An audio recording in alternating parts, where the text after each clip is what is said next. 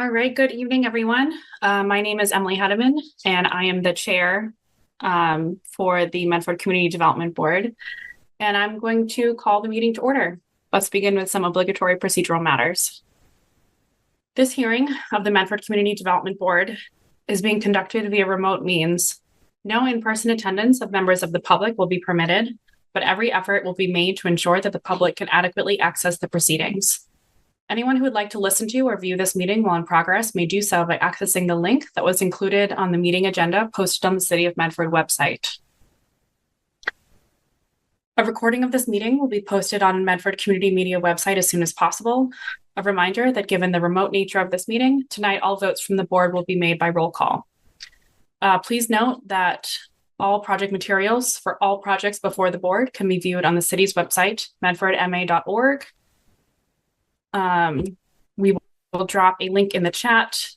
If you navigate to the link, click on current CD board filings, you'll be able to find project materials for all projects.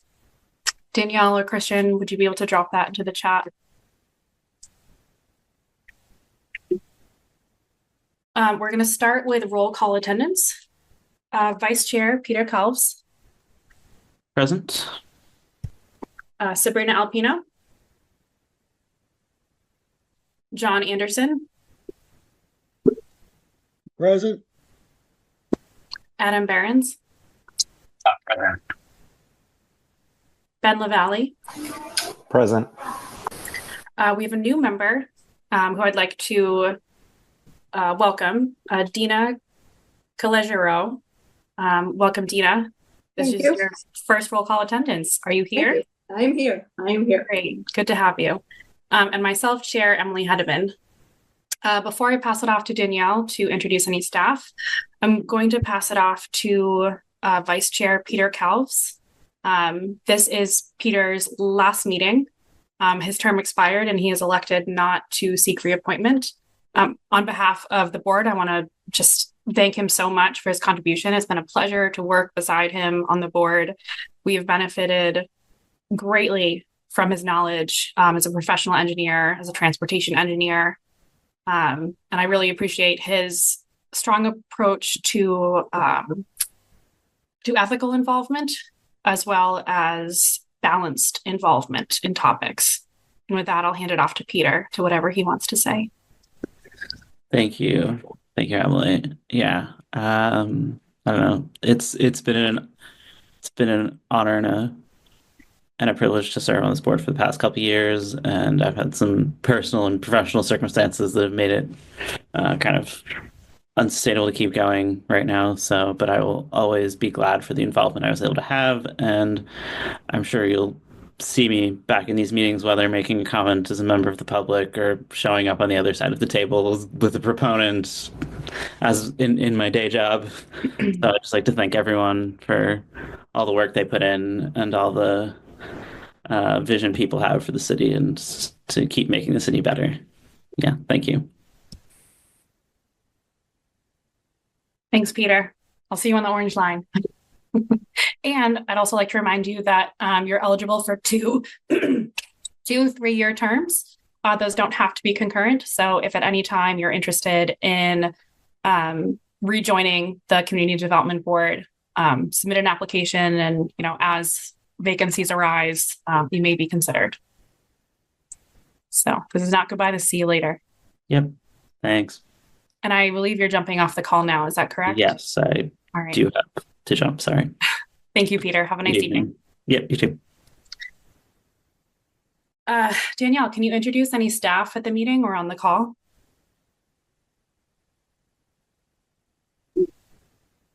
Yes, thank you, Madam Chair. Myself, Danielle Evans, Senior Planner in the Office of Planning, Development, and Sustainability, and our graduate student intern, Christian Cepeda-Lipovsky. I think that is everyone we have tonight. Everyone else is on well-deserved vacations. That's a very common time for time off. So before we begin, I want to run down the agenda for tonight's meeting. We are going to take the agenda items slightly out of order. I want to talk about item number 4, which is zoning updates. as members of the board and members of the public on this call may be aware, there's been a lot of changes. A lot of kind of announcements made by City Council, the mayor, that have a significant impact on our community development board's kind of timeline and potentially involvement in the process. So was hoping to get an update on that. So after discussing a new path forward, we're going to reopen the public hearings for residential districts, the accessory dwelling units, and squares. For squares, I'd like us largely to focus on Medford Square, as there's some things in motion in West Medford Square that we'll talk about later. This will be for board deliberation only. We're not planning to take public comment. We have taken public comment up until July 23rd. And the reason for that is because the board needed time to process public comment so that we can provide input to the consultant who is not here tonight due to some of those city council and mayoral challenges. But there will be opportunities to make comments in the future. So if you joined as a member of the public, you're welcome to stay on and listen to our deliberations, and submit feedback about that. But comments won't be reflected until like the next iteration. We're also going to conclude our meeting with a discussion in the executive session regarding a pending legal case against the board. So that's the rundown for tonight. I also want to add that this is likely my last meeting as a member of the Community Development Board. I'm not getting emotional, you are. No, it's been so great serving. But my term has expired, and I think it's time for new involvement and new leadership on the board. I hope that I've brought a inclusive and fair approach to the proceedings that we've had before us. I would encourage future members to take that same approach. Remember that your perspective is not the only perspective, and you are serving the citizens of Medford. You are not serving the mayor. You are not serving the city council. You're not even serving yourself. You are serving your fellow citizens. And I want you all to take that very seriously. Whether you're a new member, Dina, who I have no doubt will do very well on the board, or somebody sitting on this call who is considering applying for one of the spots. I'd encourage the city, whether it's the council or the mayor, to take a collaborative and professional approach to moving forward. We can only do this if we all move forward together at a reasonable pace that brings everyone along. It's going to take a lot of time and a lot of money to do that. And that's what Medford deserves. And if we can't do that, then we shouldn't do it at all. And I know those are strong words, but we should get this right for the time. So I'd encourage more funding, more collaboration, more direct communication between all parties. And with that, I'll step down from my soapbox and move into zoning updates. Danielle, do you have any updates for us? Thank you, John. Thank you, Madam Chair. So I attended the City Council last night that went until almost 2 a.m. The President Bear's resolution for the shared path forward was heard around 12:30 a.m. And what I was able to absorb at that hour, so they tabled the corridors, so they did not refer that out. So that gives us some more breathing room to handle the public hearings that are before you right now. Like, as you're aware, there's currently 3 open public hearings. Yes. The neighborhood residential, urban residential zoning, which is one. Then there's the accessory dwelling units amendment, is the second one. And then the third one, which is combined West Medford Square and Medford Square. I know that it had been talked about in President Bear's resolution to move the residential zoning towards the end of the process. I think he wanted like a spring 2026 timeline. I'm very happy that this approach will be taken. I've been saying that all along, that the residential should come after we've done the squares and the quarters. And I'm glad that finally everyone is getting on the same page. So the Innis contract, currently it is not technically expired, but it does not have any funding for it. So I am not sure the cadence or the pace of their involvement, and once it gets extended. So that's pretty much what's going on now. I wish I had more to offer, but the City Council did not refer anything back to committee for further study. They didn't withdraw anything or sever anything, but so status quo for now. What a status quo it is. So what I'm hearing is that tonight, for the board deliberations, when we reopen the public hearing, we can still synthesize public comment. We can still provide insight to Innis and Associates, regardless of the path moving forward. Because I think board, if you agree with me, shake your head. If you don't, raise your hand. But I think, the amount of work that Innis and Associates, as well as the public, have put in to this point forward deserves to be recognized, so that we can still kind of discuss, put together some firm recommendations, and then go from there. Cool. We'll make the best decision for ourselves with everything we know right now. Okay. Thank you for that update, Danielle. I really appreciate it. And I also appreciate the time and effort that you and the rest of the staff members have been putting in. It's a lot of late nights and long hours, and it has not gone unrecognized. So thank you for that. Thank you. Okay. So we're going to move into our next item, continued public hearings for neighborhood and urban residential, accessory dwelling units, and Medford Square and West Medford Square districts. As a reminder, this is the 6th meeting for the continued public hearing that was opened on April 2nd regarding the proposed zoning amendment for the creation of neighborhood and urban residential zoning districts. This is our 3rd meeting for the continued public hearings that was open on June 18th regarding the accessory dwelling units. And this is the 4th meeting for the continued public hearings that was opened on June 4th regarding the proposed zoning amendment for the creation of Medford Square and West Medford Square districts. I do see in my notes that Sabrina missed the neighborhood residential, urban residential, and ADUs. Peter missed squares, as Peter has left the meeting, and his spot's being replaced, and Sabrina's not here tonight. We don't need to discuss the Mullen rule right now.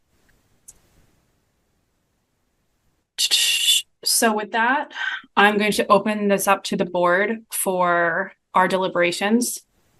As I laid out in my logistical email yesterday, what I'm planning is for people who are interested, board members who are interested, to have like 5 or 10 minutes to share their insight. Everybody will share their insight kind of sequentially, and then we'll engage in discussion as a larger group. So if anybody wants to go first, no pressure. And Dina, you're welcome to participate in this discussion as well, or share some reflection, especially coming from the other side.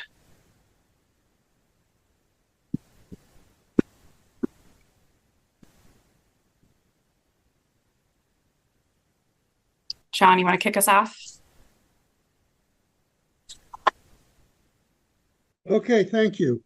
I'll try to be brief. For one thing, I've only attended a few meetings, but I would make a couple of general comments.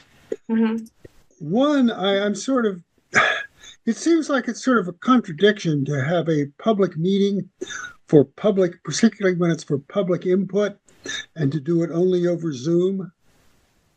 Now, the 2 public comment meetings I've been involved in were both hybrid, but I understand that's a bit unusual. But I think something is lost when public input is received only via Zoom. I mean, there's a feeling at a true public meeting, there's the vibe of the meeting. The board has to look at the people. The people can look at the board. They can see who they're talking to. If you're just talking to some little pictures up on the screen, it's not really the same thing, particularly if they're blacked out. So that's one comment. Another comment, one of the things I've struggled with as we deal with these proposals is some kind of overview or synopsis. There's a lot of detail, but to get a better idea of the thinking that's gone behind the proposal would be a big help for me. I think it would be advantageous to see other city agencies involved in some of the discussions. For example, we had the DPW commissioner at a recent meeting, and I think that was very helpful. I'd also like to see a commission like the Historical Commission involved in at least an informal way. The comprehensive plan talks about respect for historic context, and I don't see any of that in any of the zoning proposals, except for the historic, what's it called? The historic rehabilitation? Historic conversion. Historic conversion, right. And I don't know how that would conflict with the commission's work, which regulates what can be done to historic houses. Just as a simple example, an ADU there has to be separate entrances for the ADU. Well, in many houses, you would have to make some exterior changes to the ADU, to the building, to support an ADU. And of course, the simplest thing would be steps and balconies. But the Historical Commission might want to weigh in on that. And also, I don't know what authority the Historical Commission would have if the ADUs are by right. That's just an example. I guess that's all I'll say for now. I've been really happy to participate in this process. It's been quite a learning experience, but I think some of the things I've suggested could make the process move more smoothly and expeditiously in the future. Thank you, John. I think that's really helpful feedback for the general process. As somebody who's participated in the hybrid meetings, who works full time and has other personal obligations, it was a significant challenge, and I think we need to be very measured in terms of the obligations that we're asking of our board members, so we can retain a diverse membership that includes people with young families, people with full-time jobs, people with other commitments. I agree. It was great to see everybody in person, but that's just kind of some feedback from the other side. I do also want to remind the board that the goal for this meeting is to try to give direction to the consultant in terms of where to improve these proposals based on all of the public comment. So things that are around like meeting location, that's not really within the kind of purview of Innis and Associates or whoever. So just providing some parameters for like what we talk about.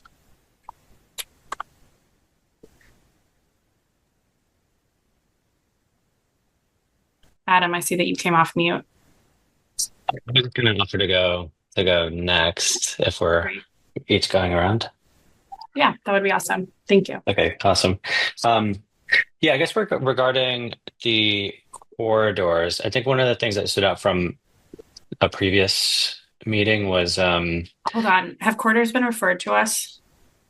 No. Oh, sorry, Okay. the squares. Sorry, maybe. Squares. Okay. Yeah, sorry. But it was the discussion around sort of the boundaries of those squares, and I thought that was probably like one of the most helpful inputs that we got from community members, which was local knowledge at like specific buildings along the edges where maybe it made sense or maybe it didn't make sense.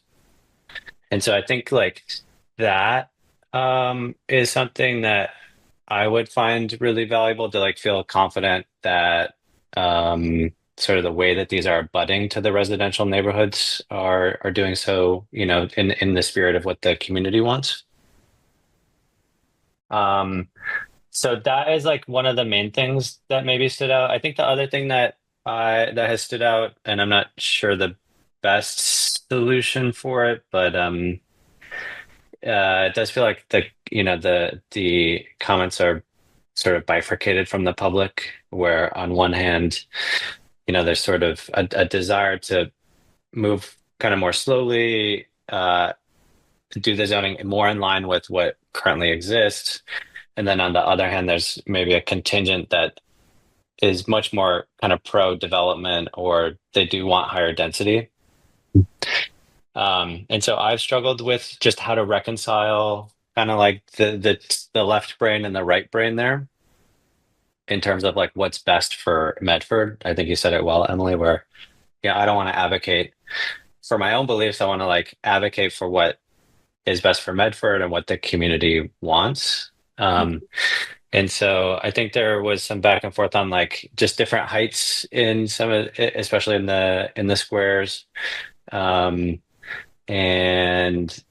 that maybe I'm just expressing kind of questions I still have, which is just how do I get confidence that, okay, a 4-story limit versus a 6-story limit is really kind of what's in the best interest of what people want. And just whether there's, you know, a silent contingent as well that hasn't been involved that might have an opinion. And I think the last piece that had stood out that I think that they've done a good job with, it's less maybe a guidance for Innes or anybody, but just bringing things up to code for what's currently there, that like the current buildings just don't actually match what is even in the zoning anyways. And I want to make sure that the zoning that we propose just doesn't get stale immediately and we end up in that same spot where it's like, oh man, you know, within 5 years, it's not even reflective. I work in tech, and so, you know, there's just a lot of change going on, and, you know, I think it's hard to account for that. And so I would love to be able to pull in as much flexibility as we could to the zoning.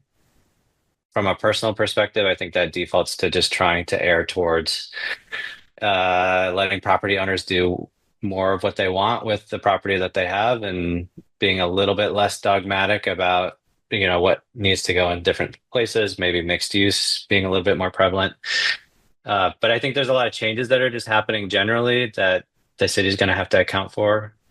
You know, I think I saw the first autonomous vehicle driving around for training with Google. The Waymo. And so all the concerns around traffic patterns, all the concerns around parking. I just want to really make sure we're being forward looking with maybe other things that are going on. So I'll stop there, but that's my high level thoughts right now. Thank you, Adam.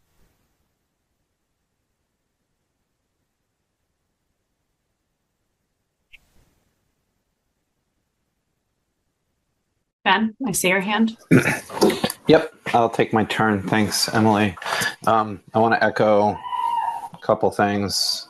I agree with Emily's feedback about hybrid meetings being a nice option, but I do think in person is great. I'm in California right now on a work trip, so it's helpful to me to have hybrid as an option.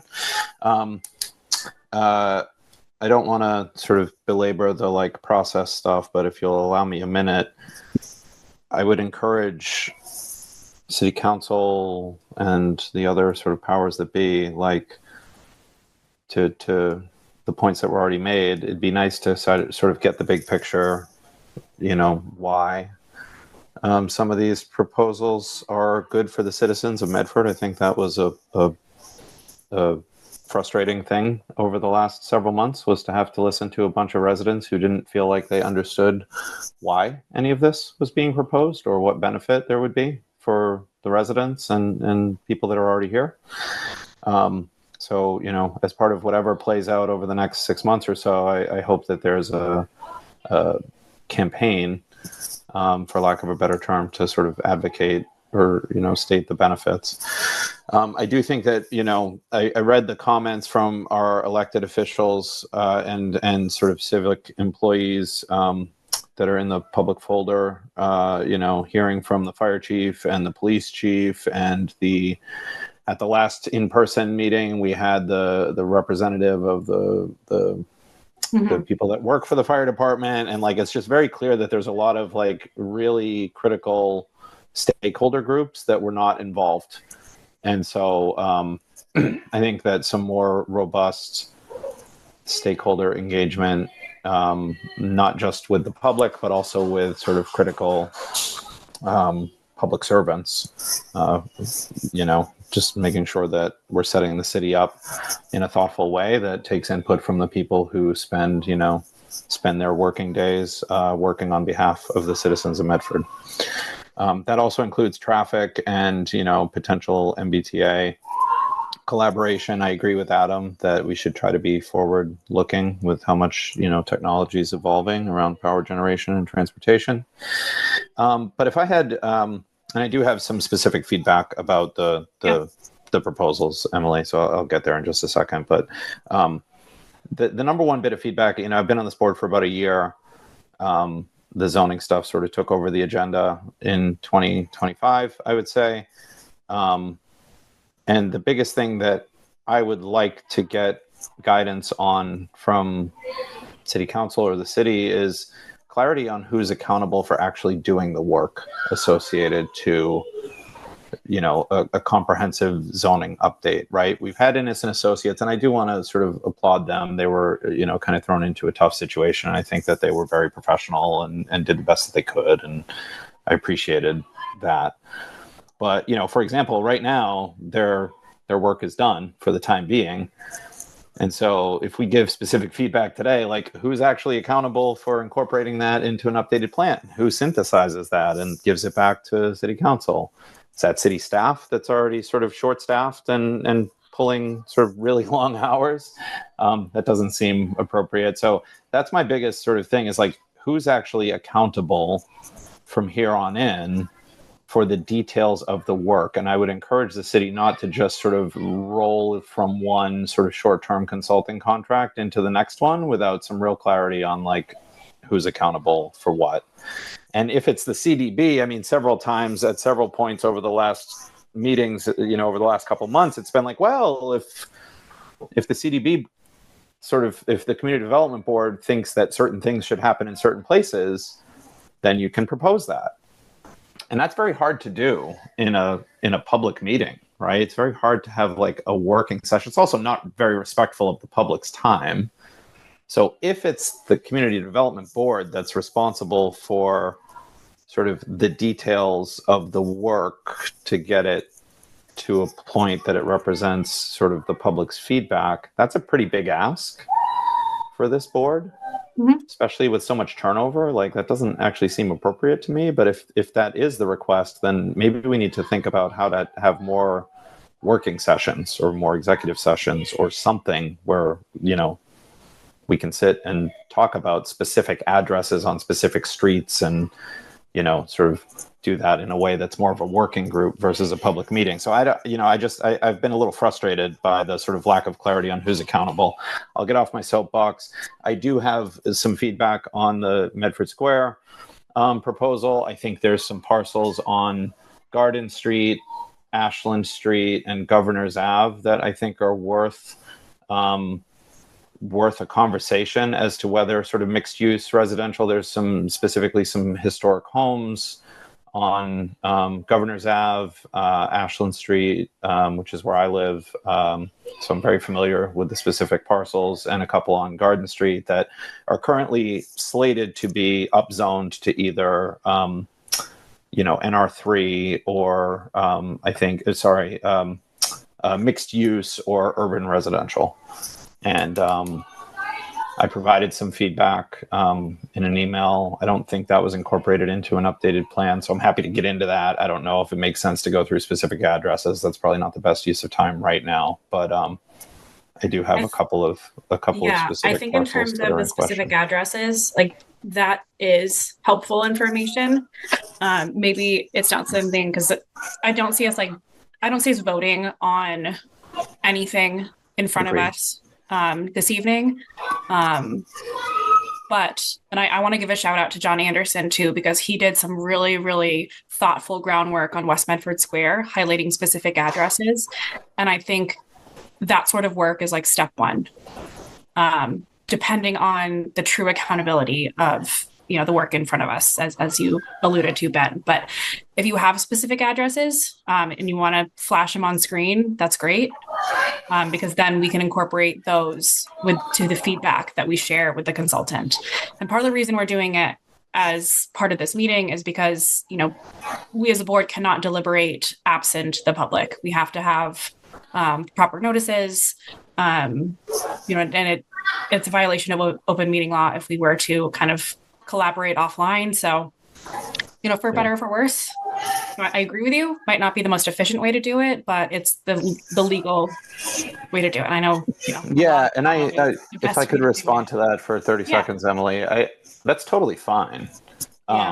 And just to be clear, like, I don't think that me or this board is the right board to sort of go parcel by parcel through the city, but I think that there was sort of some clear areas that needed more work. And, the feedback that we got over the last couple of months was like, well, if you have feedback, like you can write it down, you can do the work, and so being asked to do the work without really sort of having a forum to do it, just a little frustrating.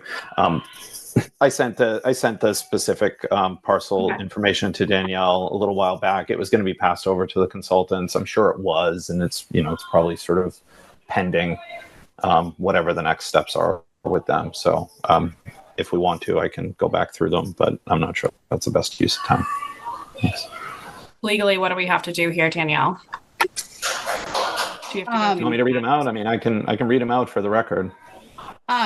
No, I did forward reading those. them out does not mean that the modification to the plan is confirmed. It just means we're asking the consultant to revisit. So if your address is mentioned, that does not mean, something's a done deal.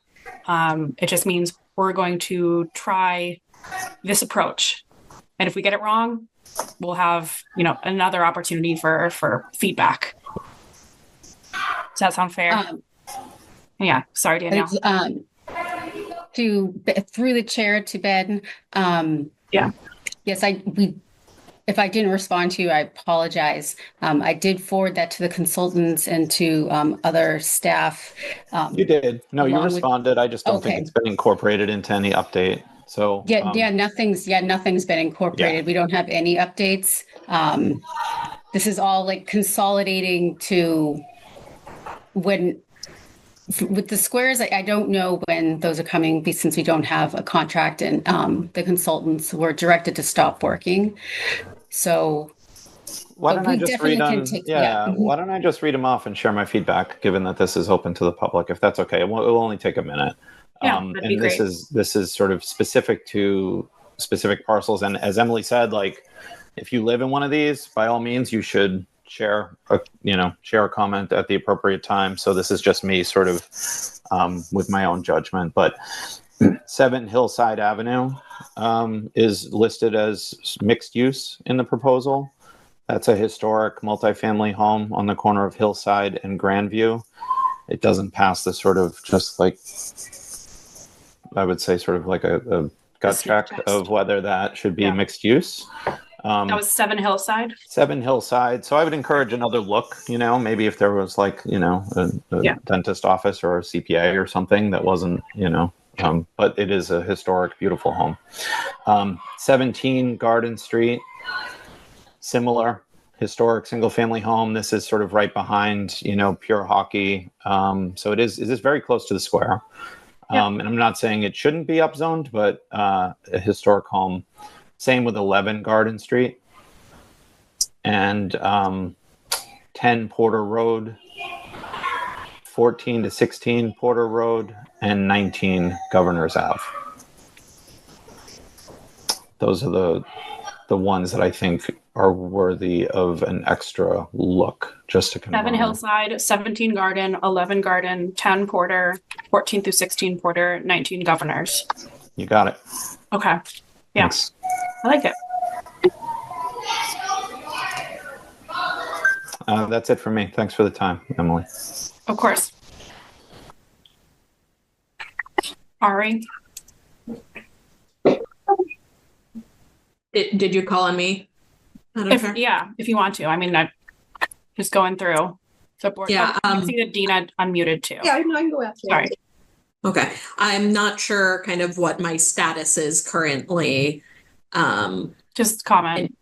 Okay. And I have been part of this process kind of since the beginning, and I do want to comment on the actual like big picture process and agree with some of the comments about it's hard to know what we're doing and what we're able to do. We are legally not allowed to work among ourselves without the public. We are not allowed to have any meetings other than the ones that are publicly noticed. And we are getting we got very clear guidance from City Council. The mayor provided some guidance from when she was on City Council and some emails throughout the process, and then said she was not aware of anything and gave us very different guidance. And now we do not have any professional support to, actually go through building by building and do public research, and do public outreach, both of which are the things that I would describe as the two things I've heard most clearly from the public, that we want to be detailed, we want to be specific, we want to honor not just the theory of the city we all live in and love, but the actual reality of it. And we want to put in the effort to make sure that, those of us who have full-time jobs and families and need to participate by Zoom can, and people who participate better in other formats can, and people who get digital news versus mail versus seeing flyers, that's something we need to invest in. That funding is not currently being approved. I want to do this right. I think we've put in a lot of effort. I think we still have a long way to go, but we actually have gotten a lot of broad strokes and details that should be modified and amended and edited. I don't know what starting from scratch would look like, especially without any professional support. And yeah, I think that's kind of my main thoughts I do have many detailed thoughts, but it almost doesn't feel useful to go into those details in this particular moment. So imagine this is like, I get what you're saying in terms of, if we don't know where it's going or what's going to be done with this information, why would we share it? I would argue that that's the exact reason why we want to kind of capture it right now. Because if we don't capture it, I feel like a lot of the work that we've done has kind of been for naught. And this might just be me selfish, last meeting as chair, last meeting as a member. But I think if we can have some really specific feedback plus this general guidance, then that's doing this board, the staff, the public, a service. So if you do have specific feedback, I'd love to hear it. I'm taking notes. Great.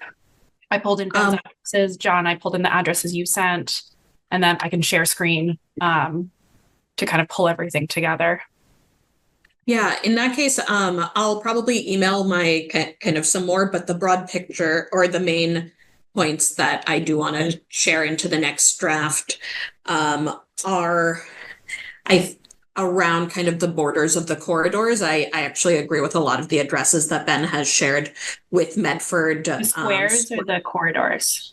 Both. So I'm more familiar with Medford Square, but Yes. I was talking with someone yesterday, and it is true that in some of the corridors, we're kind of going out more or kind of a larger number of buildings, and we've gotten a decent amount of kind of feedback on those specific ones, and I'd love for us to go through them kind of a second time or fifth time, or I'm sure we've gone through it multiple times. I do agree with the kind of details of the Medford Square one and think that we should do that amount of diligence on the exact boundaries of the other squares and corridors. The other thing is I also kind of in many ways agreeing with some earlier comments. The big risk with not moving right now is that there is development happening that follows the current zoning, and the current zoning is in some ways very restrictive in residential areas, and in some of these other commercial areas extremely permissive and allows for things that, as far as I can tell, no single person in the city actually wants. I shouldn't actually say that, but for example, more banks, a third car wash in a 2-block radius. Maybe there's an individual, I apologize, but I do think that there is an urgency to at least stop the things that there is a consensus that is not the future. Create flexibility as we figure out what of a range of remaining options we want, and doing a kind of staged approach. I know that it is difficult, if not to get consensus, but I do think there are some changes that we have consensus on. We want a more walkable and person-centric city. We want commercial corridors to be able to grow in reasonable ways. And I think that staging it in kind of closing off some options and then doing a second round of detail could work. And I think that actually is compatible with the summaries I've read of yesterday's meeting. I could not stay up till 2 a.m. Nor have I had time with work to watch it. But from the summaries, this seems compatible with some of the proposed timelines. So what you're saying is, like, let's prioritize the corridors, the squares, maybe some of the smaller bits. And I'm using smaller just like geographically, not saying their impact on Medford or, you know, the citizens that live there is less than others. Yes, certainly in terms of the geography, focusing on those. And then I think also in terms of what elements of the zoning, I think there is value in considering intentionally zoning things twice. And I'm so open to feedback that is a nightmare. But I do think that saying kind of that concept. I think it's not dissimilar to what we tried to do, where there was that initial round of fixing definitions and typos and things, and like getting things into alignment with like very basic definitions. I think there is a next level of kind of minimally controversial changes that prevent, for example, a 15-story I'm trying to think of an 15-story bank. I'm trying to find an example that I think would be universally or broadly unexciting. And then and kind of things that there is a consensus around in the city. And then I think there is a broad range of options of like what our ideal future could be like. And I think that the answer to that is there are people who have different visions of different futures that are within the realm of reasonable. People can disagree. And I think we should have the space to be able to find compromise while making sure that while we argue about the best path forward, we don't end up with the thing that actually none of us want. And so a staggered approach, which is, again, what we have started doing, but maybe adding a few more stages. I think that also has the benefit of providing more opportunity to get detailed and more opportunity for the public to provide feedback and not feel rushed and all or nothing, because all public policy, I'm a big iterative person for public policy. Yeah. And that also lets us, when we are human, every group of humans is human, something will get messed up. That makes it possible, and not just possible, but likely to be able to fix it in a reasonable time scope. So that's my advocacy at this moment. Yeah, we're all humans at this point, I think, As far as I can tell. as far as I can tell. Okay.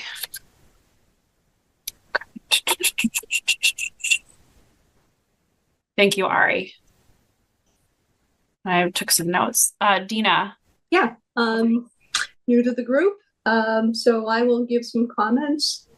Just looking into the process, and one of the things I'm just struck by, it seems to me it's everything all at once. And I heard the word iterative mentioned, and I think that's really important here.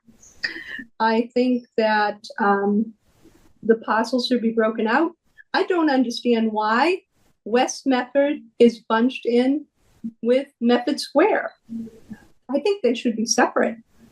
I think Medford Square should be the focus right now, and looking at the zoning of the changes that are needed in that area that are completely overdue. I remember as a child and early in my teens a very vibrant Medford Square prior to the Ring Road. And I think those things should be looked at. And again, addressing the boundaries of the height of the buildings towards the residential areas, of what those will look like in relationship to the houses behind those different areas.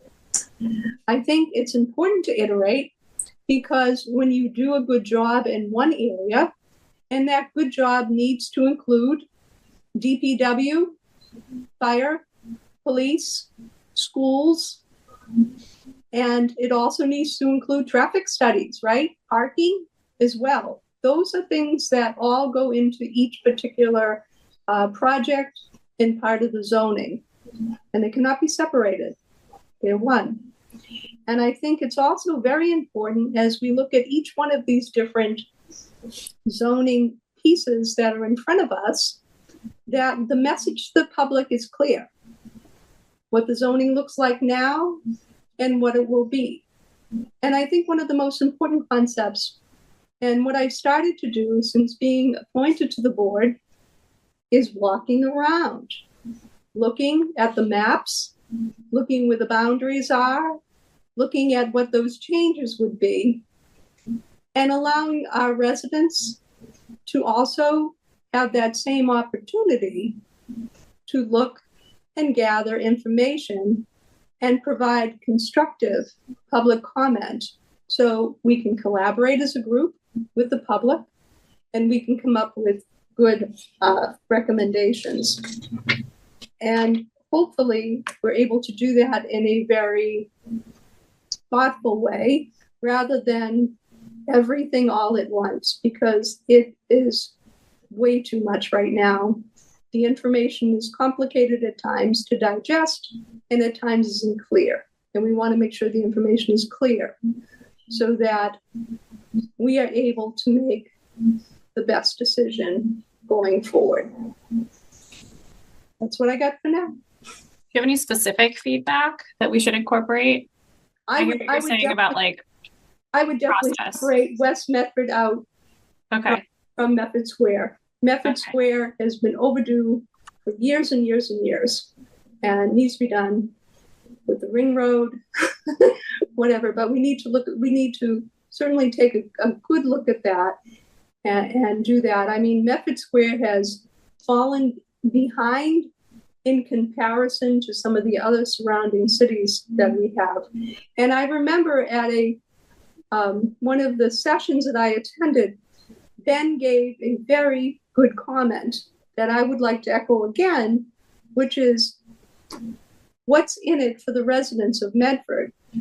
And I think by doing and revitalizing Medford Square and looking at the zoning that's needed there and doing it in a thoughtful way that incorporates all the pieces as part of that zoning, we can certainly assure the citizens of Medford what is in it for them.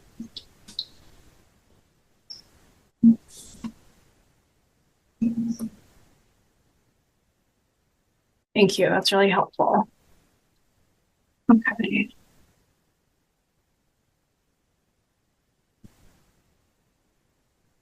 Trying to make sure I'm capturing everything.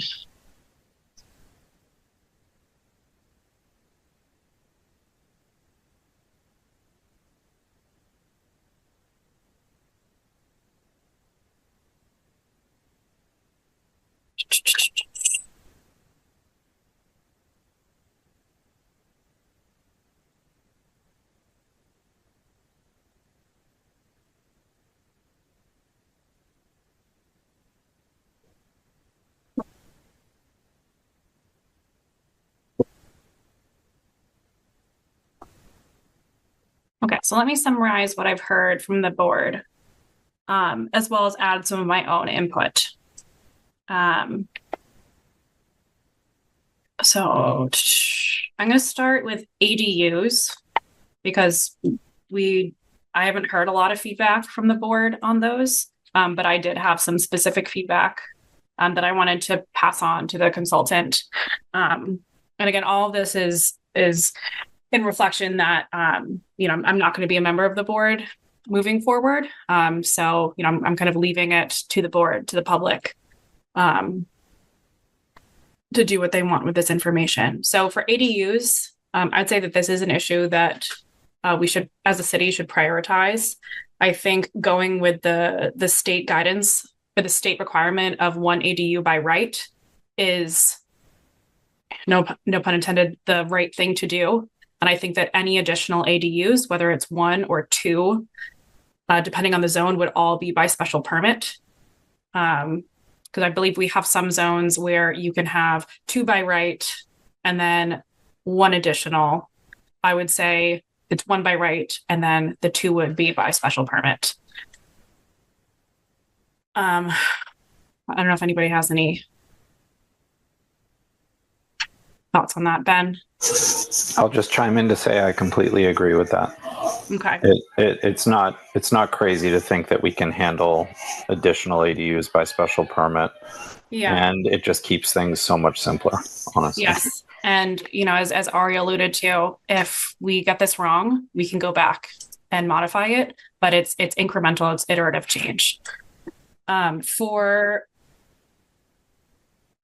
after this, I'd encourage discussion for all of us. John, I saw you just came off of mute. Yeah, would it be appropriate for me to mention a couple of things we could use professional guidance on? Yeah. Yeah, I'll add it to I've categorized things: ADUs, Medford Square, West Medford Square, Yeah. general residential, corridors, and then general requests, which is a lot of the process stuff. This sort of connects with ADUs, but other aspects as well. How we can use site plan review and design review potentially to influence the kind of outcomes we would like to see. Also, specifically with ADUs, I looked at the state law, and it only requires that single family neighborhoods get one ADU by right, which I found very interesting because people have talked about, well, maybe there could be a 3-family building and each of the 3-family units has an ADU. I guess the state's thinking was that if you're a single family house in an area that's zoned 2 or 3 family, you have other ways of increasing the density in your building without an ADU. So that's something to think about. And also the general issue of what happens during this period when we're in limbo. The state has passed this law, but we haven't done anything in Medford about it, correct? Do you want me to chime in, Madam Chair? Do you mind, Danielle? So Danielle might be able to offer some clarity. Yeah. So the state law supersedes our local zoning, which basically says that our zoning is not enforceable. So the fact that we have not updated our ADU ordinance to comply, it's irrelevant. People can build ADUs now, and it's the way the law was written. It was that they're called protected use ADUs. So any zoning district that allows single-family homes, either by right or by special permit, any of those any residential structure, regardless of how many units it has, is entitled to one protected use ADU. So you could have a 9-unit building and have a 10th unit as an ADU by right if it's no larger than 900 square feet, or in half the size of the actual structure. So I have a lot of issues with how the state law was written. I think it's very clunky, and they clearly didn't have any planners that were chiming in on how they wrote that. So that is why some of the zoning districts didn't allow single families when we were doing like the UR zoning, because the 9-unit building loophole to get the 10th unit, and it wouldn't have to be affordable. So this is, how do you, basically this state law is really butts up against and makes our zoning updates difficult. It is a headache. And so right now for the setbacks, we can't regulate the setbacks that are any more strict than for accessory structures. So if garages are allowed to be 5 feet from the lot line, then a detached ADU can also be 5 feet from the lot line. And we also can't regulate height to be more restrictive than the primary dwelling. So if the maximum height for the principal dwelling unit is 60 feet, just throwing out something ridiculous, then the ADU can also be 60 feet. It's not a really great law. So we're here are basically the only things that we can really regulate are the choice of whether we want to allow a second ADU. And oddly enough, the legislature was very prescriptive and requires a special permit for a second ADU. It's very, very bizarre. So so we can actually do 2 ADUs by right. The second one has to be by special permit for protected use ADU. So that's why the residential zoning district, it's really hard to do ADUs without looking at the, separate from the residential zones, because they're so intertwined.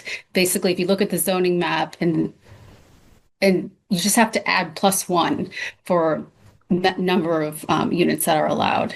So it's challenging. Yeah.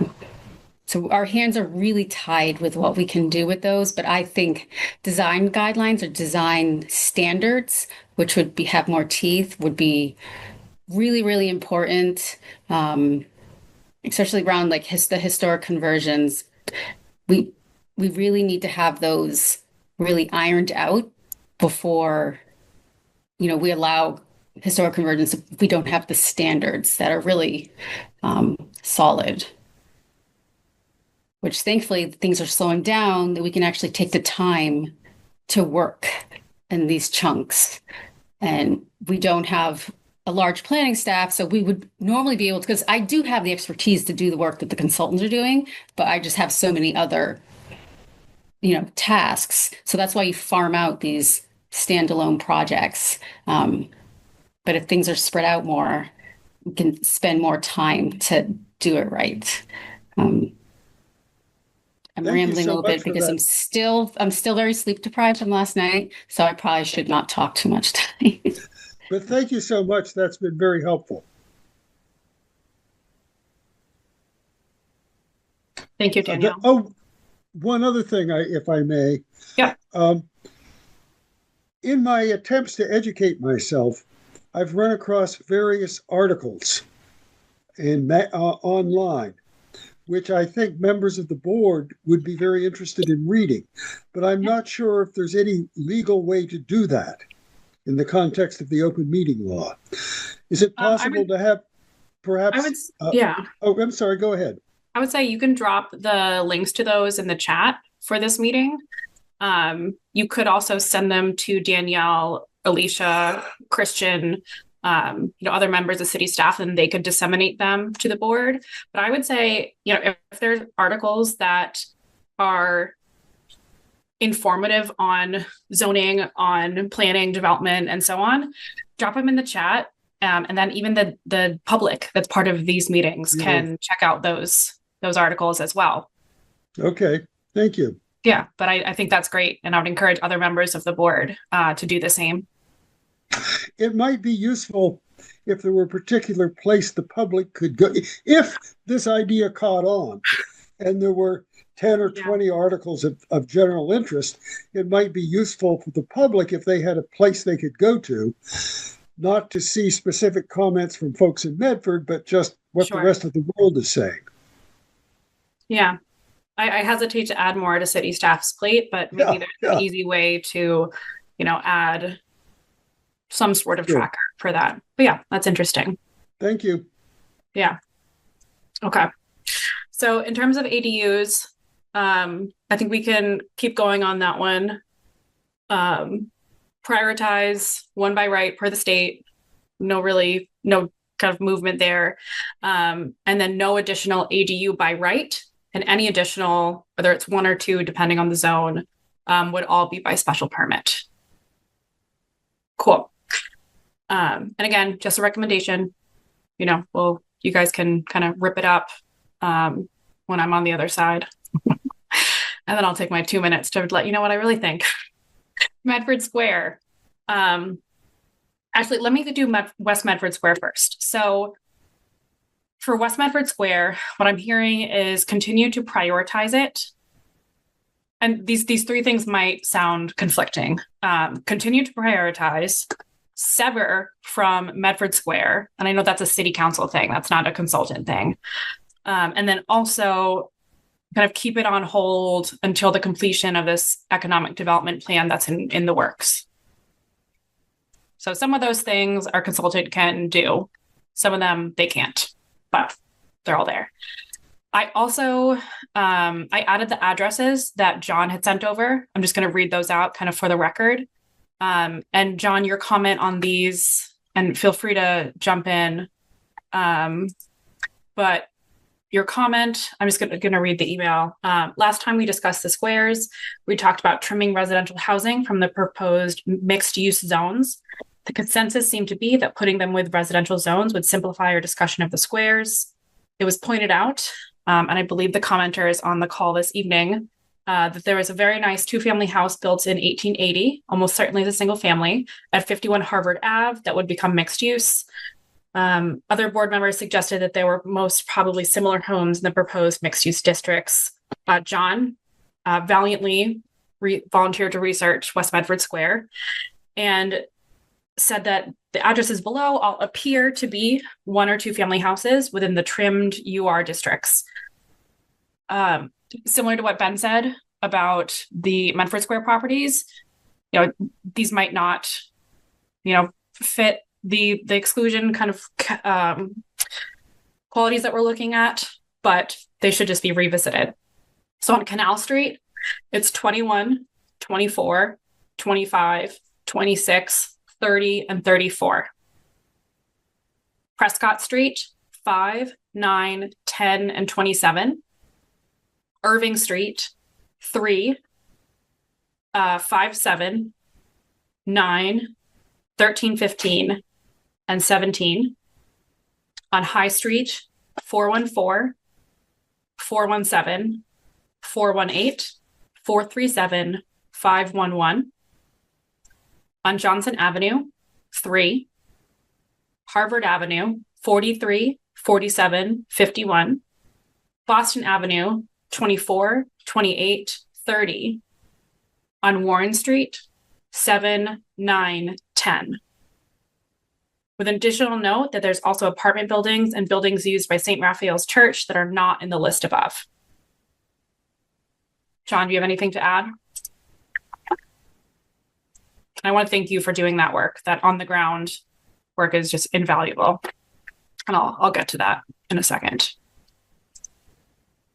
I also want to pass on the guidance to the consultant that we want I mean, ideally we'd have on the ground, people pounding the pavement, every block, every parcel, every inch of this city.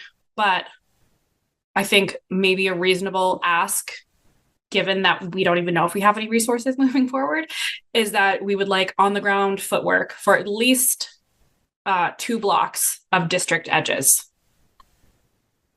I don't know. I threw out 2 blocks because one felt not big enough, and I feel like these districts are small enough that 3 might transect the whole district. That sounds reasonable to me. Which is some guidance. Agreed. Yeah. Okay. Great.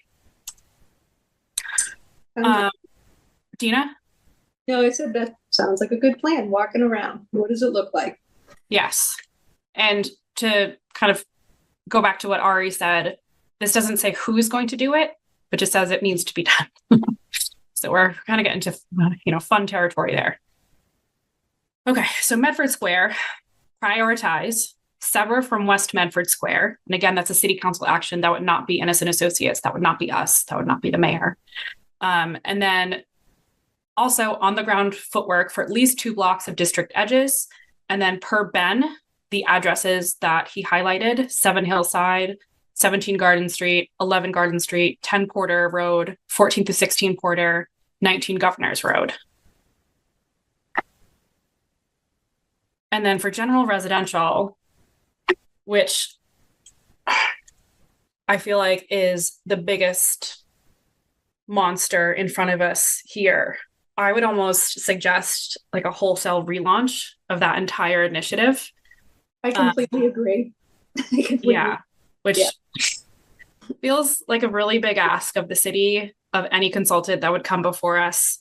But I would say public engagement is going to be number 1 there, and whatever consultant we engage with. And I really enjoy the work that we've done with Emily and Paula. So this is by no means saying that we're not going to work with them, but I would say whatever contract we engage with should include, workshops to educate and engage the public. 2 specific examples, maybe we set up a table at Wellington or the West Medford Square commuter rail, or, all stops in Medford, just to help educate people of the process that's going on. That may draw in some of the kind of silent participants that Adam kind of alluded to. I'm thinking of, myself as a working renter. I didn't hear from a lot of renters in the public outreach, and I'm very curious kind of what that population thinks of these proposals, especially if they're like me and they would love to make their full-time permanent home in Medford. So I think that's a potential way of getting some outreach, as well as maybe there's a meetup at one of the projects we saw before us, the Great American Beer Hall.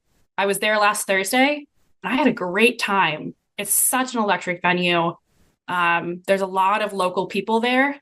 And I think that would be a really great spot to partner with the local business, and then also, do some more outreach outside of kind of public meetings, and so on. Ben, I see your hand.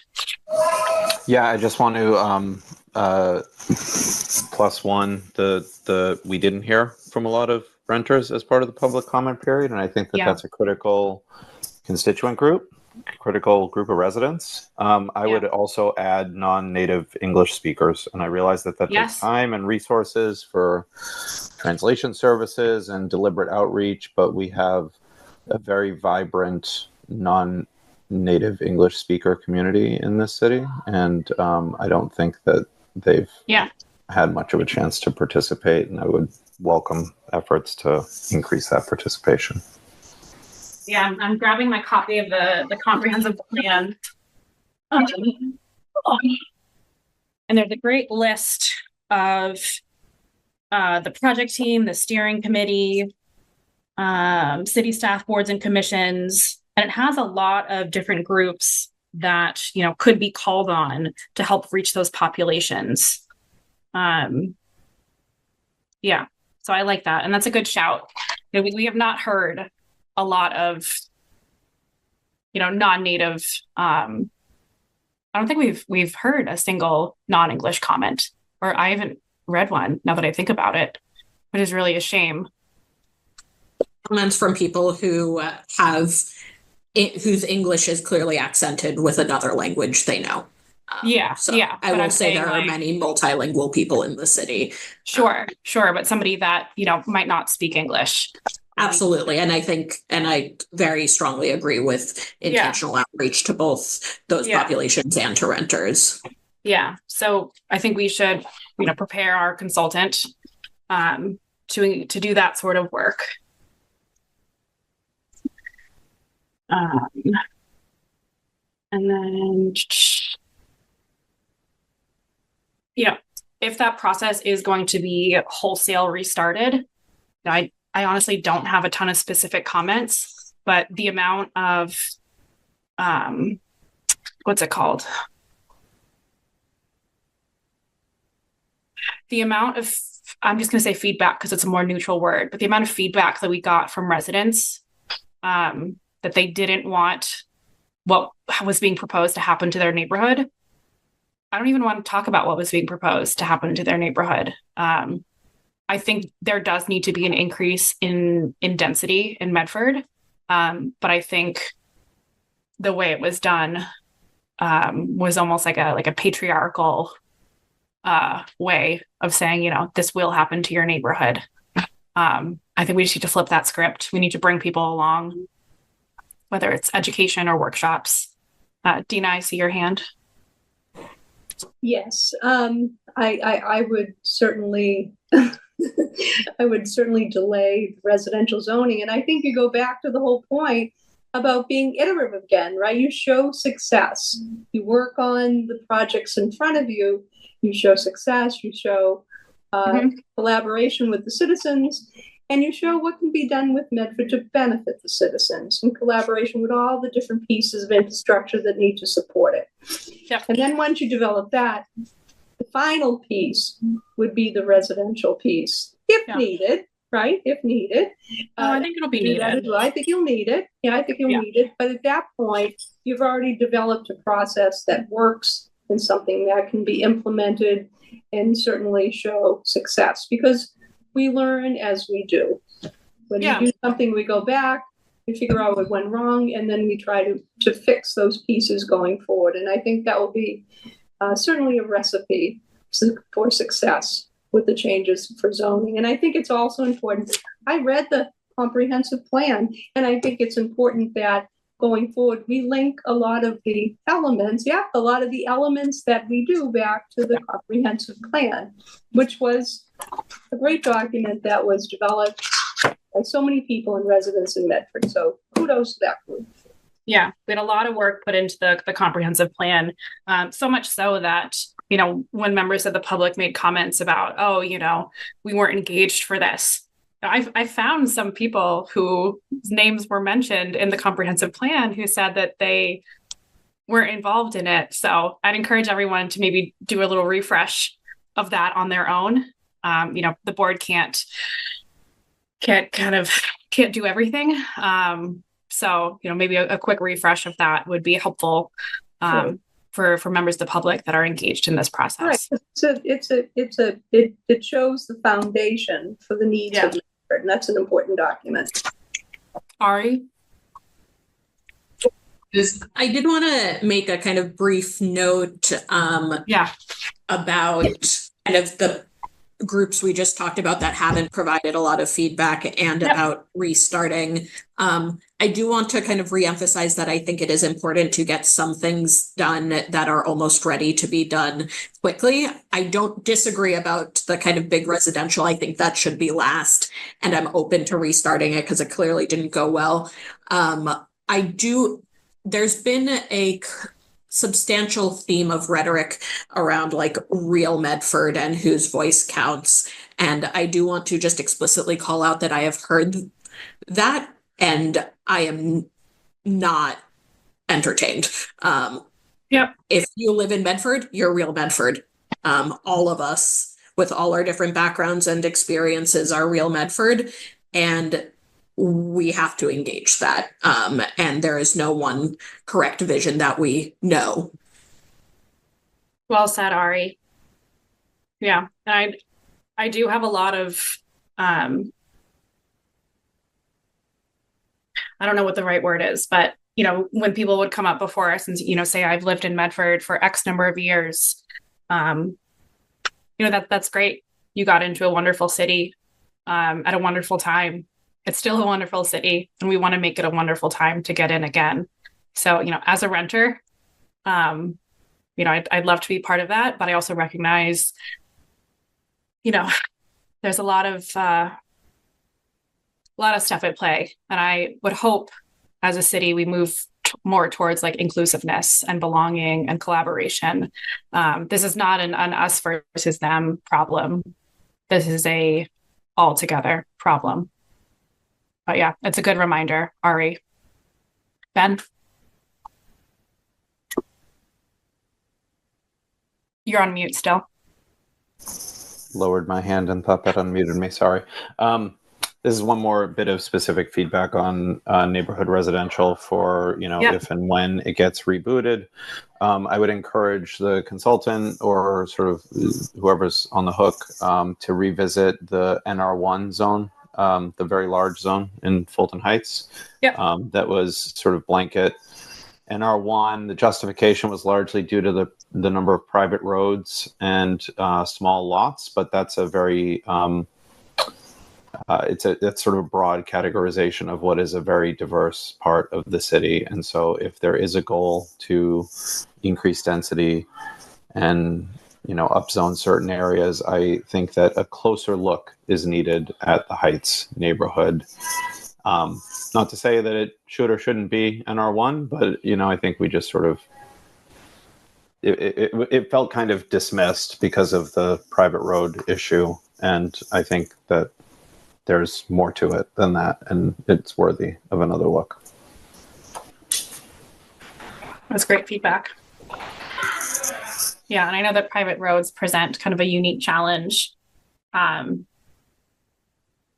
we heard from some members of the public, about issues that they're having with their own private roads. And I know that that's kind of outside the scope of the work we're doing here, but it's an important factor for how we look at this work. Okay. Okay. So, Dina, you said something that I want to kind of noodle on a little bit. Noodle. You said, and I'm probably not quoting it, but like we want to delay next steps. If we are going to delay next steps, and we at some point we have to make a motion to when we're going to continue this public hearing for each of these specific items. What feels like a reasonable timeline? Thinking about President Baer's announcement about spring 2026, we have uncertain funding. This is for residential? Yeah. It should be at the end of the projects, once the projects are. Okay. You should be, it's like, again, it goes back to my statement of everything all at once. It's not going to be successful with everything all at once. Do the most important first, Mefford Square. Okay, so not delay to a specific time, no. to a relative. Yes. Okay. No success. Yeah. What do other members of the board think about that? I know it makes it very kind of nebulous, which is a type A person I always hate, but we're onto something here. I think building on success. Yeah, John? Yeah, I'm sorry. I can't find the raise hand icon on my particular Zoom. So you're good. That's I got you. The old-fashioned way. Analog hand. Yeah, right. Yeah, it is sort of nebulous, but we're sort of in a gray area here where everything is, well, we're going to get a new chair of the Community Development Board. We have openings in the Community Development Board. There's no appetite to do residential until 2026. I think it's okay for us to slow down our work on the rezoning. And I understand we may have some site plan review coming up. which is brand new to me and perhaps some of the other board members as well. So that's another challenge that we have to deal with. Can I be so bold as to suggest that our next meeting is sometime in September? I think we have meetings in between then, not necessarily on this topic, but Yeah, I think what we'd have to do if the general kind of direction of the board is like, let's delay any next steps until ADUs, squares, maybe even corridors are substantially complete. We would have to continue the public hearing for general residential, it has to be a date certain. So maybe, and I'm just throwing a date out there, like maybe it's October 12th, or I don't even know if that's a Tuesday or Wednesday or Thursday.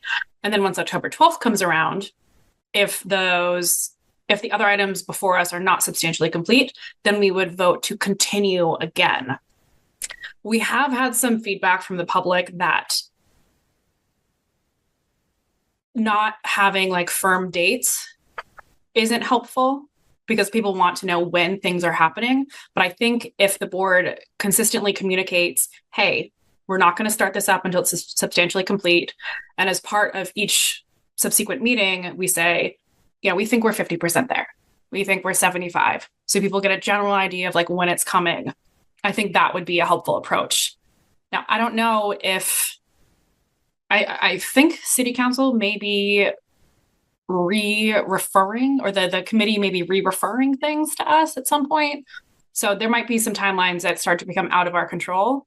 But regardless, if things are withdrawn and then resubmitted, they have to go through the CDB process again. So we get the timeline kind of like back within our purview. Danielle? So I would recommend to keep you want to keep the public hearings open and continue them to a date certain. I honestly don't think continuing anything to the 20th will be productive. There won't be even August 20th. There'll be nothing new. There'll be no work have been done. This is August 20th, just to be August clear. 20th. The meeting is on the books. Yeah. But if we don't have anything on it, then I would cancel the meeting and let you have a nice summer night. Things are going to start up in earnest in September. We have the Cappies liquor, which is being there's a residential complex they submitted, and that's going to go through the site plan review process. There's about a 6-week lead time, and then it'll get to you all. But I think just taking a rest and not, So maybe September 24th. And again, this wouldn't be a confirmation that, anything's going to happen, but it would be kind of like a pulse check. Where are we in the process? Or do we want to push it out further?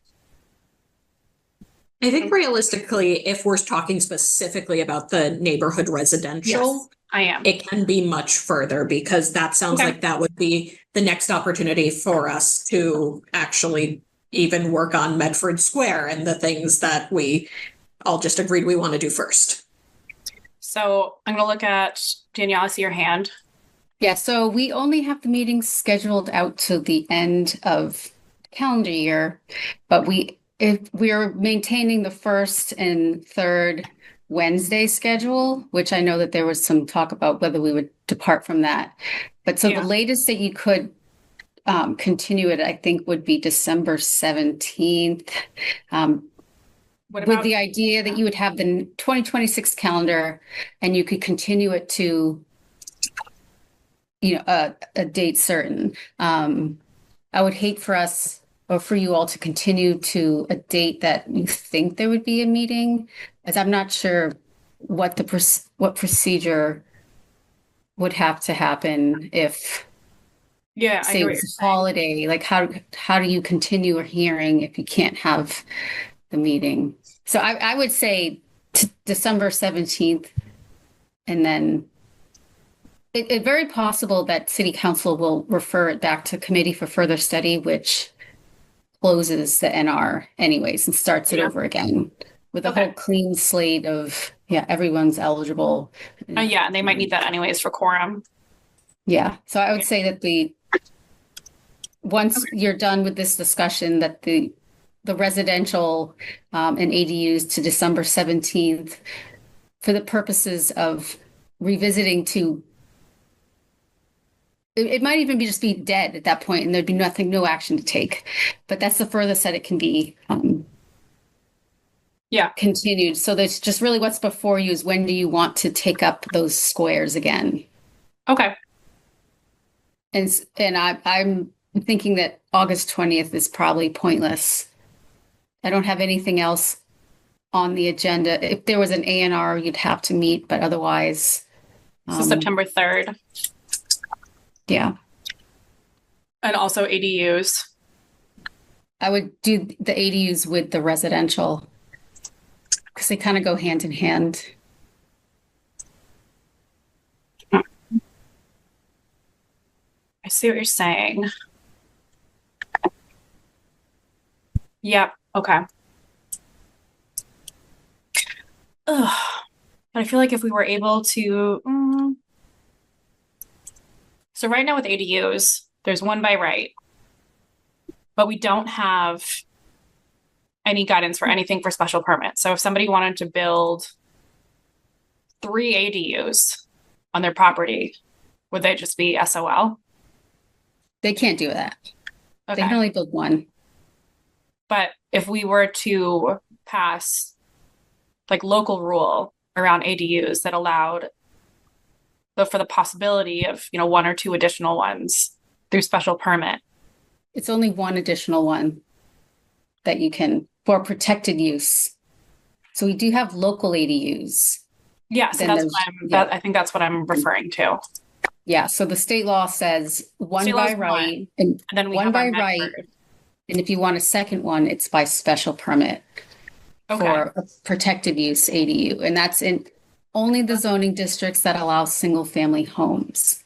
Otherwise, they could avail themselves to a local ADU, which we do have an ordinance for, which is only for single family homes in any district. So if there's a random single family in, say, the Medford Square limits, then they could have a local ADU because we already allow those. Okay. Gina, I see your hand up. Yeah, I was going to say, thank you, Danielle. I was going to say the ADUs is already covered by the state. So the by right for the single family, and then it would be the second ADU, just as Danielle said, which would be required from the second permit. So I would put them together with residential. It just makes sense. It's logical to me. Yeah. Ari, I see you're off mute. Any thoughts? I think I was about to say the same thing about ADU. I'm trying to think of if there was anything else to add. But yeah, I do want to make sure that we don't lose all momentum out of hyper focusing on the thing that's most difficult to schedule. It might be easier for us to maybe start by scheduling the things that are easy to schedule. Yeah. So for Medford Square and West Medford Square, because they're still together, I think we can continue those both to September 3rd. That's the first. I don't know if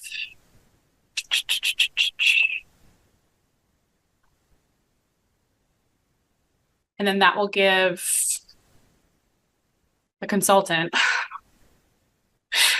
time to incorporate the feedback. And maybe that also gives city council or maybe this is an unneeded action to sever the 2 items so that we can move Medford Square forward while West Medford is proceeding with an economic development study. Okay, cool. And then corridors have not been referred, so we don't really need to do any action there. But I do have the recommendations for or the request to the consultant for on-the-ground footwork for at least 2 blocks of district edges And then Ari, I captured your note of they're potentially going out further from the core than necessary. Is that what you were saying? Or was it just the boundaries may not be consistent? Yeah, and I think we've talked about it in a few different places of just those boundaries are very fact specific to those very specific areas, and let's make sure we're doing our. Yeah.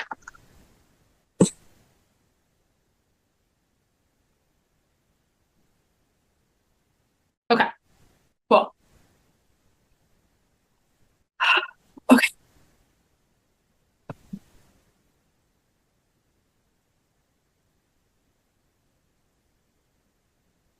So general residential, which is the NRUR.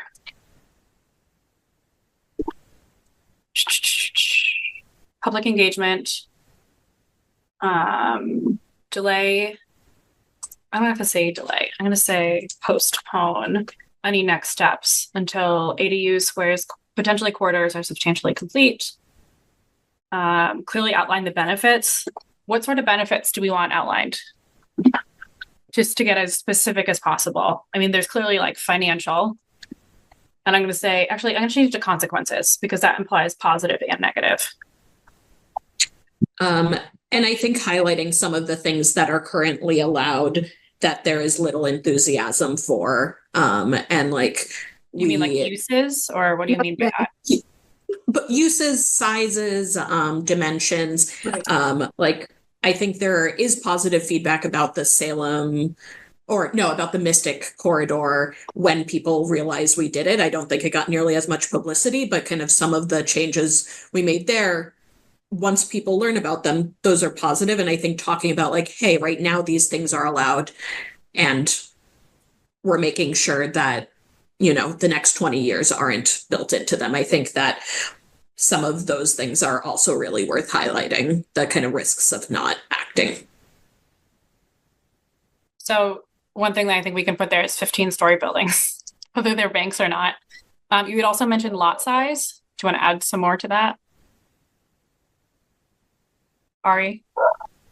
I don't have anything specific to say on lot size at this moment, but it looks like Dina has something to add. Okay. Dina? Yeah, what I would include is, as benefits, would include a lot of the benefits that are outlined in the comprehensive plan. So what we're doing is we're following that when we do the zoning changes. So we're making the changes in relationship to the plan that was developed by the people. And, you know, you could certainly see a lot of the benefits of Method Square, right, in the plan that we're doing. So it all kind of comes together. Okay. Like another bank. Yeah. Sorry, my dog was just doing weird stuff in the corner. Did you have something else to add? No, thank you. Okay. And then Ben, you had the specific feedback about Fulton Heights, NR1, look at private roads, look at small lots. And then is there any other kind of specific feedback we want on ADUs, Medford Square, West Medford Square, general residential, corridors? Because I then want to get into like general request, which is more on like the process. John? When we talk about following the comprehensive plan, I've sort of pounded on this drum before, but one of the elements that's supposed to be included is history and culture, along with open space. And I don't see history and culture being addressed in most of these proposed zoning changes. What would be an example of how history like could be incorporated? And it doesn't have to be like a specific property, but I'm just trying to kind of build something for the consultant to go off of. So well, I know, for example, that the Historic Commission sent a list of historic properties along the Salem Street corridor. Yeah. And I don't think any of that got incorporated into what the city council wound up passing. Yeah, so that's, I mean, that's an aspect of the process that, you know, we can't really control. Like, we can make every recommendation in the world, and the city council could say, hey, great work, guys. We're going to go with the original proposal. I don't think that they would, but, Right. you know, Oh, I that is something realize. that could and Yeah. has happened. So, I don't know whether that feedback ever actually got through to them. yeah, I don't know. I didn't attend that city council meeting. I guess we could watch it, but Well, maybe there's, it's water under the bridge now, but moving Yeah. forward is what I'm talking about. so maybe there's a general request of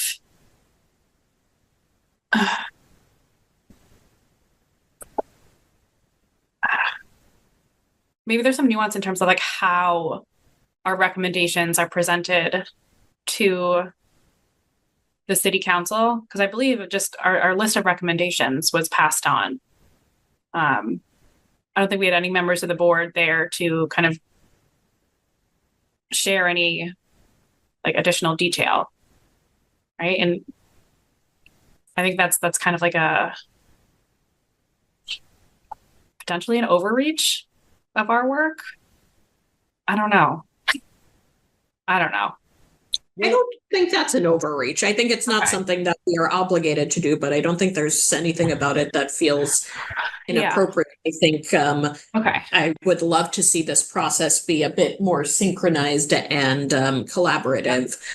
And I think that would substantially affect many of the procedural issues as well as the outcomes. So, Okay.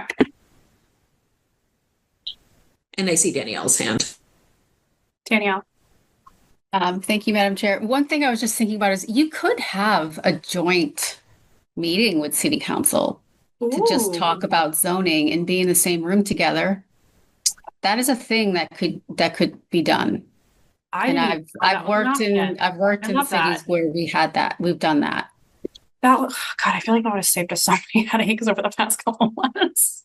Because even though, I write a report and I Yeah. give the minutes and attend the meetings if there's questions, but I'm the intermediary, but that could be something that you all could request if you would like to have a joint meeting, a joint public hearing to discuss the zoning. May I comment that I actually suggested this informally to a member of the Permitting and Planning Committee, and he was horrified by the idea. Boo! He said it would be inappropriate for an elected body to meet with an appointed body. So maybe there needs to be, because my assumption was like, we need to stay so separate, but maybe there's some education that is needed, on the board side as well as the city council side in terms of like, hey, this is something that could happen. There'd be some benefits to it. I mean, I just learned something tonight, so. They can happen and they do happen. Yeah. Other places in Massachusetts, Watertown, when we were working on rezoning an area, Yeah. I think it was that the first meeting, the first public hearing was joint. Yeah. But Dina, I see your hand. Oh, you're still on mute. I'm still moving, sorry. Just to bring up a can of worms, probably with the joint meeting with the city council. I mean, is it even possible to bring up the Salem Street, the annex MX1 to the MX2? I mean, I think as far as that's concerned, it's, it was already voted on by city council. I know the mayor mentioned something in her recent online address, and I don't know what the path forward is on that. I think it's really up to city council and the mayor to kind of work through that. As the community development board, I think we would receive whatever is referred back to us. Yeah. But yeah, I don't know. That might be a good question for follow-up. But yeah, I love this idea for a joint meeting. I love the idea. And yeah, just so we're all hearing the same information at the same time. So, maybe we're not, Yeah. I know I'm using royal we in the most extreme here, but, maybe, we don't discuss, maybe, nothing's decided, but, we're at least all kind of in the same room. And especially if there's public comment, like hearing from constituents, because I think city council would have really benefited from hearing a lot of the comments that were shared by the public. I know we're synthesizing them as a board, but I think that would have been a really beneficial activity for them. Okay, so I've started highlighting items that are not necessarily for the consultant and more, maybe not requests, but would be nice to have with the city council, and that's severing West Medford Square joint meeting. Okay.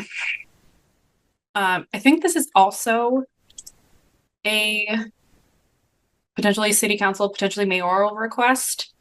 And over the past couple months, I've taken it upon myself to do a little bit of personal and public outreach around previous zoning efforts.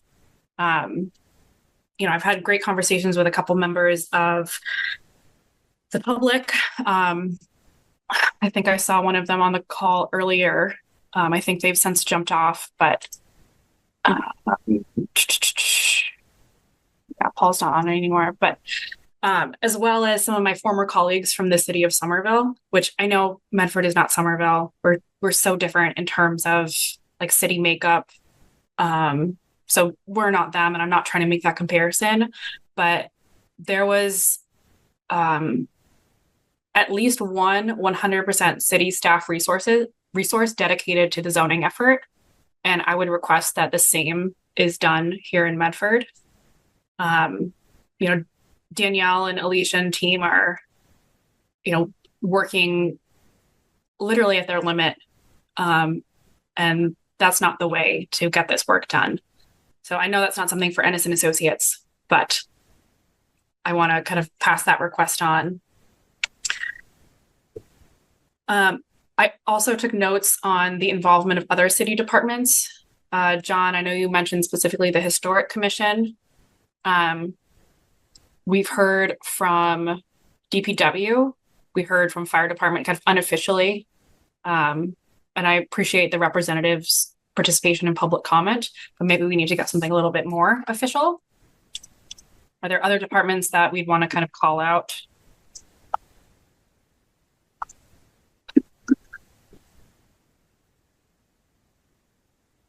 Tina?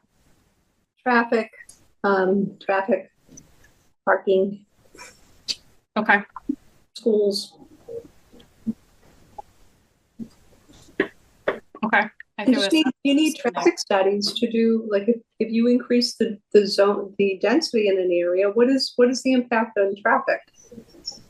So Like, traffic is evaluated on like a project by project basis in front of the board. So like we don't have a traffic study for like the whole rezoning, but I think what could be done is like engaging with a traffic and parking consultant for them to kind of extrapolate, like given I don't know, like, I mean, I know Peter's not on the line, like he'd probably have more insight than I do, but given 100% build out to these new zoning standards, you can expect X increase in traffic or cars, given 80%, 50%, like, I don't know what sort of like vacancy rate they build in, but I think that would be something that would probably be more productive than traffic and parking, like department comments, but there would definitely be a higher cost to that.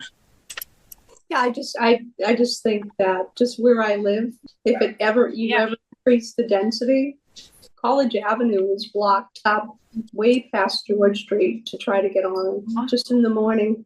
The traffic is terrible in the area. And keep in mind, this is the summer months. The college students aren't back. I know. So those things are important. Oh, I mean, I'm right by Wellington Circle, and it's terrible.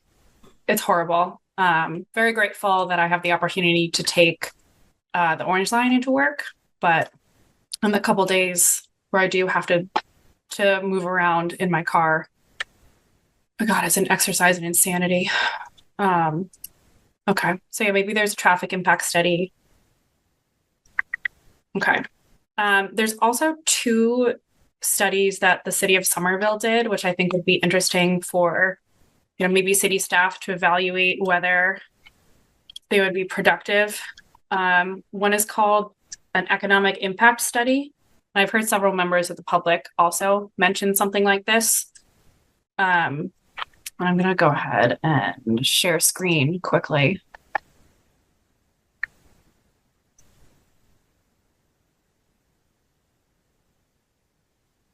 Okay. So this is a study that was done Feb 2016 by RCLCO, and it captures so much information. It includes parking, employment, underutilization. It analyzes the actual permitting process as it stands, and presents a wealth of information in terms of current status quo as well as moving forward. So I think something like this could be beneficial for the city. I don't know the price point for it, and I realize that that is a restriction for kind of the work that we're doing forward. So I captured that, and then the other thing that actually I don't think this was relevant. There was also a it's called the RARB study that was done in Somerville. Am I still sharing my screen? Yes. Okay, great.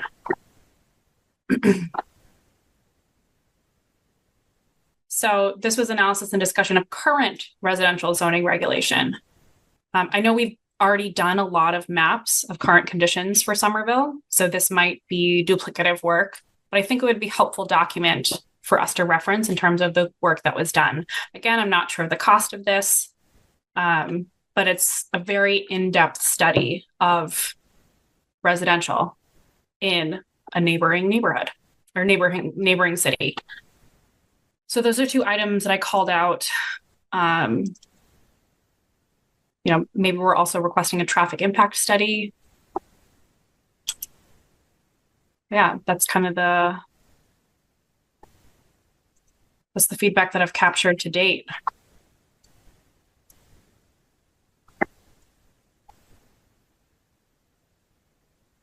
How are we feeling?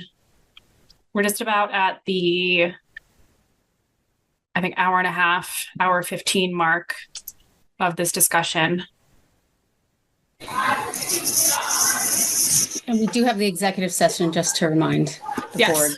Yeah, I would like to move forward to a different topic if we can, just to keep things moving. So I did receive some information from city staff that continuing to 9/3, September 3rd, may be a bit optimistic given the given kind of getting the consultant back on board. We have a couple board vacancies that are coming up and being reappointed. So it might make more sense to delay it until September 17th, which I believe is the following meeting. Any reactions to that? The other option is delaying it to October 1st, which would give even more time. And to be honest, it's because of how the first and third Wednesdays fall. It's really just like 2 weeks later, as opposed to sometimes 3. How about? I would prefer October 1st. Sorry, go ahead. October 1st. So October 1st is not going to is Yom Kippur, so we're not having. Okay. Yeah, we can't do that. So it's the 15th and the 29th are the meetings of October. So October 15th. Any reactions to that? Just give me a thumbs up if that works. Okay. Tina, I don't see a thumb. Was it off screen? Sorry, you're on mute. Thumb is up. Okay, great. Thank you. Okay. So we'll say 10:15.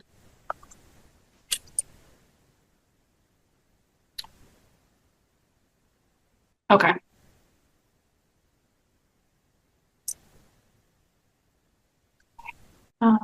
Page break. So I'm gonna go ahead and share screen just so we can do a quick.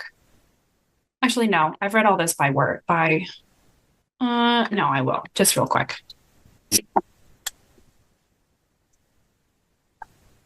Okay. So this is the document that I'm going to share with Danielle. I think it contains most of the things that we've talked about, but doing a quick review. If you see something that is off, speak up. I'm going to stay on these 2 pages for about a minute.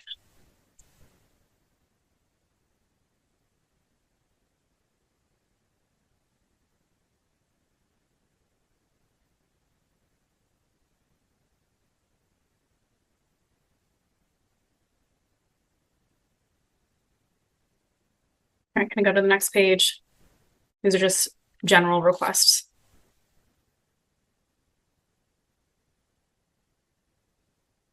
And I will spell check this.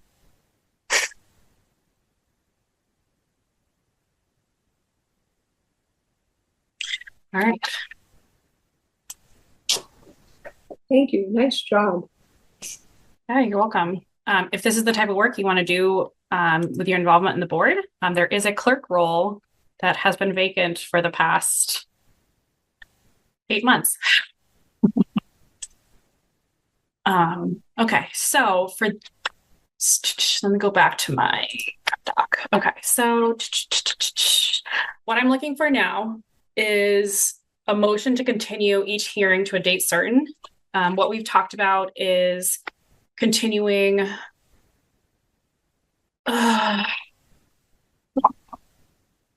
Medford Square and West Medford Square districts to October 15th, and then continuing ADUs and general residential to December 17th.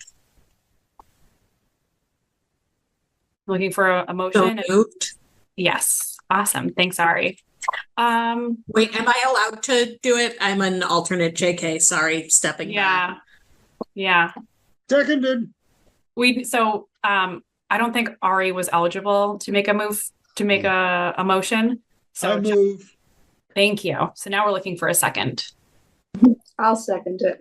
Thank you, Dina. Dina's first motion. Yay. So we're going to do a roll call vote. I'm going to call them as I see them. Ari, I am going to ask for your vote, just out of abundance of caution. If your vote is not eligible, then we just don't include it. But one thing I will say is that Ari has been a fabulous member of the board. They take a balanced and fair and educated approach to all the work that they do. And I think that Ari would make a wonderful full member of the board. And I would encourage the mayor to pursue that path forward rather than associate member, partly in recognition of the work that Ari's done, and mostly in recognition of the work that they can continue to do for the city. So with that, I'm going to take Thank you, Madam Chair. Of course. I'm going to take a roll call vote. Dina? Yes. Ben? Aye. Ari? Aye. John? Aye. Adam? Aye. And myself, Emily Hedeman, is also an aye to continue Medford Square and West Medford Square to October 15th. Continue ADUs and general residential, which is the neighborhood residential, urban residential, to December 17th. And just generally pass on all of this feedback to the consultant. Cool. So the next item we have in front of us is, I'm going to go straight to executive session, just skipping over minutes. Did we vote on that? So we have not voted on it. Oh, no. Okay. No. So, and there's a little blurb that I need to read to kind of pull us into it. I meant, did we vote on the continuance to December for general residential? Yes, I did everything combined. Oh, okay. Yes. Yeah. but always good to check. Thank you, John. So the next agenda item we have is executive session. Pursuant to Massachusetts General Law, Chapter 30A, Section 21A, Purpose 3, to discuss strategy with respect to pending litigation known as New York Capital Investment Group, LLC, v. Medford Community Development Board et al., Massachusetts Land Court, case number 24, MISC 000683. If the chair declares that discussing the matter in an open meeting may have detrimental effect on litigating position of the board. Danielle, do you know if Attorney Stein is available at this time? I just texted her. Okay. Because she told me to text her when Yes. when we're ready for her. Yeah. Okay, so I'm going to ask for a motion to enter into executive session. We're going to do a roll call vote. So moved. Thank you, John. Can I have a second? I'll second. Thank you, Adam. I'm going to call you as I see you. Dina, Yes. Ben, Aye. Ari, Aye. John, Aye. Adam, Aye. and I, Emily Hedeman, am also an aye. So the board will now move into executive session and will not reconvene in open session. Oh no, we will reconvene because we have to do the minutes. Actually, We didn't have any ready. okay, so no minutes. Christian did prepare them, but I did not have a chance to review them. So. Okay, so that kind of works out. Man plans, God laughs. Laughing in my favor tonight. So the board will now move into executive session and we will not reconvene in open session at the conclusion of executive session. We're going to move into a breakout room for the duration of executive session and we'll adjourn within executive session. For members of the public that have joined us this evening, thank you so much. We appreciate your continued involvement. And we look forward to sharing the next iteration of feedback or next iteration of zoning proposals with you. And it's been an honor to chair the meetings that you've also enthusiastically participated in. So look forward to being on your side of the Zoom call next time. Cheers, everyone. And board, stay on the line. We're going to go into a meeting room.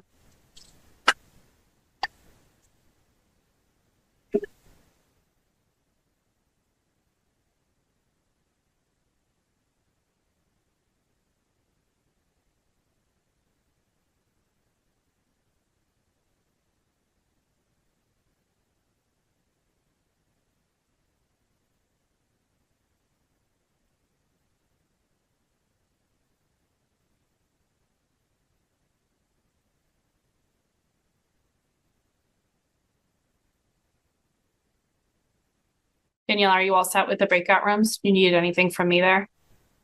I'm trying to, let's see, trying to see if I have everybody here. Okay. Adam, Ari, Ben, Dina, Emily. Who am I